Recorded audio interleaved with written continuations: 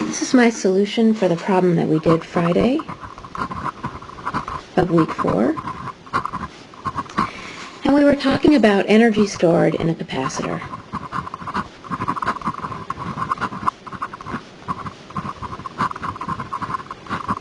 And what we said is if you were going to look at the energy that is stored in a system, you want to think about the work required to assemble.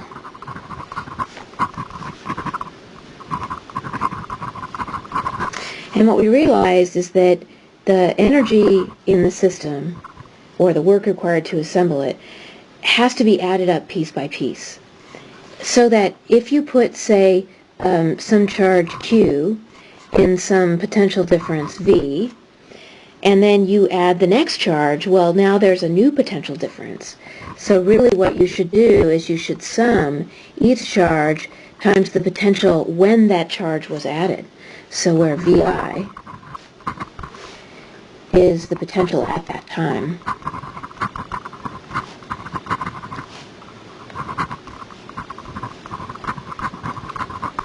And of course that depends on the charge itself. And so what we're going to do is we're going to integrate now this little bit of charge, dQ, times the voltage that depends on Q from 0 to a total capital Q. And since the voltage depends on Q, we're going to rewrite this from 0 to Q, dQ. Now voltage, we're going to rewrite it as instead Q all over C, and that's from the definition of capacitance. So the C is a constant, it comes out front, and we're just left with the simple integral dQ times Q, which is 1/2 Q squared over C. Note, by the way, that you can write this problem, this also using the definition.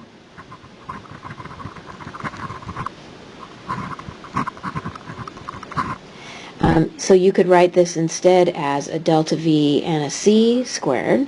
So this would be 1/2 C delta V squared. Or you could also write this instead substituting 1 over the capacitance for the voltage and divided by the charge. So one of the charges goes away and you get 1/2 Q delta V.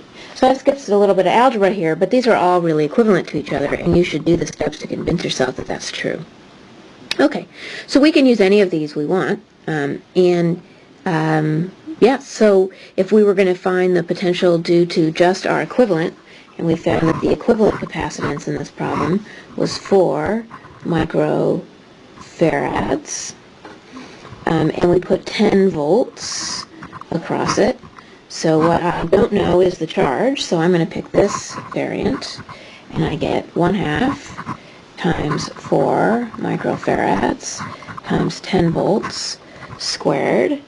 So let's see, that's 100 times 2 is 200 micro, and now farad times volts squared has to be a joule, and that's the answer. It's interesting, though, to note what happens if you try and add each separately. So let's reconsider doing this problem without the equivalent capacitance. So we had something that looked like this. We had a 3 and a 6 and a 2.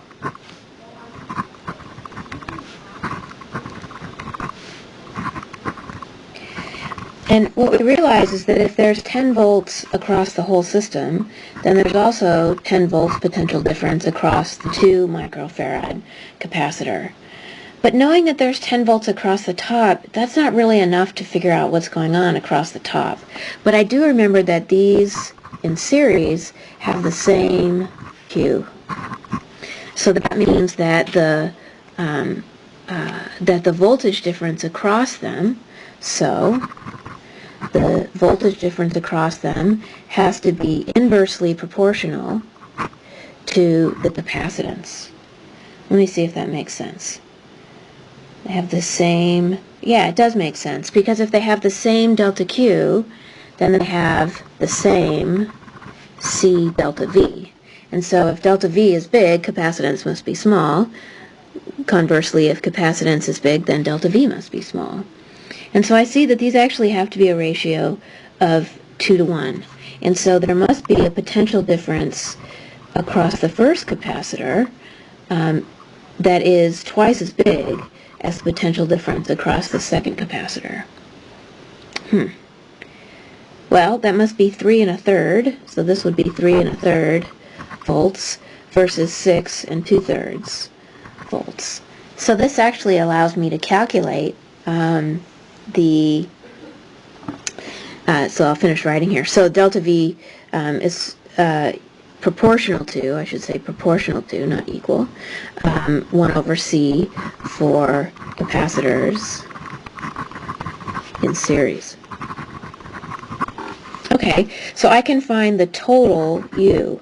So the total U here should be 1/2 C1 delta V1 squared plus 1/2 C2 delta V2 squared plus 1/2 C3 delta V3 squared. And so I'll number them this way, 1, 2, and 3. And so I have 1/2 times 3 times 6 2/3, which is 1820 thirds volts squared, plus 1/2 6 microfarads times 10 thirds volts squared, plus 1/2 2 microfarads times 10 volts squared. Okay, so let's see, what do I want to do here? Well, I might as well just do it. So I have 1/2. I'm going to drop the units here. I know it's sloppy, but it helps me see more closely what's going on. So this is 400 divided by 9 plus 1/2 times 6, 100 divided by 9 plus 1/2 to 100. Okay, so this is the same thing as 1/2. I'll pull out a 1/2, and I'll pull out 100. And then what I'm left is 3 times 4 divided by 9 plus 6 divided by 9 plus 2. Just 1/2, 100, let's see. 12 divided by 9 plus 6 divided by 9 plus 2, just 1/2, 100.